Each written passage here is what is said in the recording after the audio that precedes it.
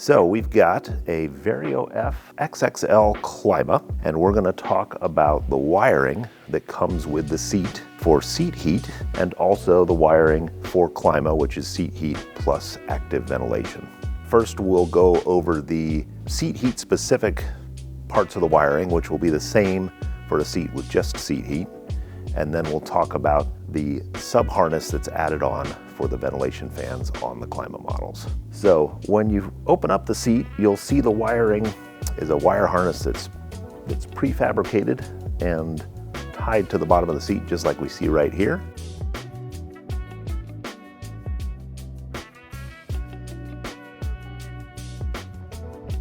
So we'll start by snipping the zip tie so we can pull that apart and take a look at the individual components. So the seat heat or Klima wiring is designed as a standalone system so that it can be installed in a wide variety of vehicles. So we can take a look at these individual components and describe what you'll find when you're unpacking your seat and getting ready to install. So this portion here is the wiring that will connect to the vehicle. There's a red wire to connect to 12-volt power. We recommend switched power to save your battery if it's accidentally left on, and a black wire to connect to ground. There's an inline fuse on the power wire to protect this circuit, and a connector here where it plugs into the rest of the harness. So with this Klima seat, we've got two switches. If your seat has just seat heat, you'll have a single switch. So let's take a look at the heat switch here to start.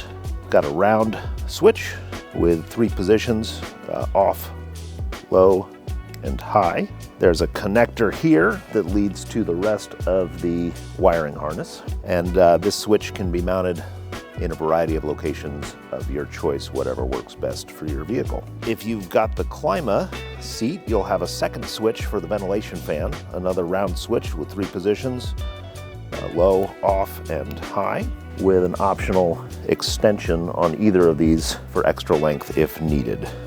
So there's a couple of connectors tying this to the rest of the harness. So I've cut one of the zip ties on the bottom of the seat so we can better see the wiring here. Just did that for the purposes of the video. You won't need to cut that during your install. You can leave that tied together. So you'll notice this blue connector here. That is what connects the Klima sub-harness on a Klima seat to the heat harness. If your seat has just seat heat, you'll have part of this connector. It's not tied to anything.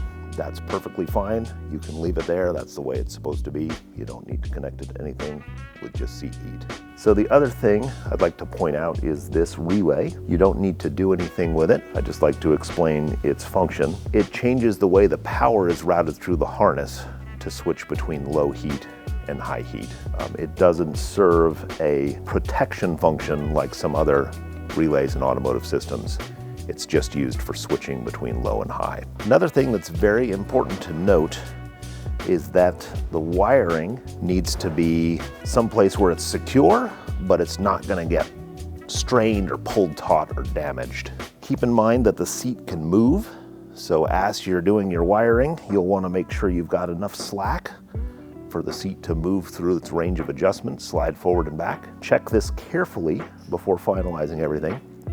Zip ties can be useful for tucking this out of the way. You'll also want to make sure it's not going to get caught in the sliding rails or the swivel if you have a van with a swivel. So keep it out of the way, but not so tight that it's going to get pulled and strain or break.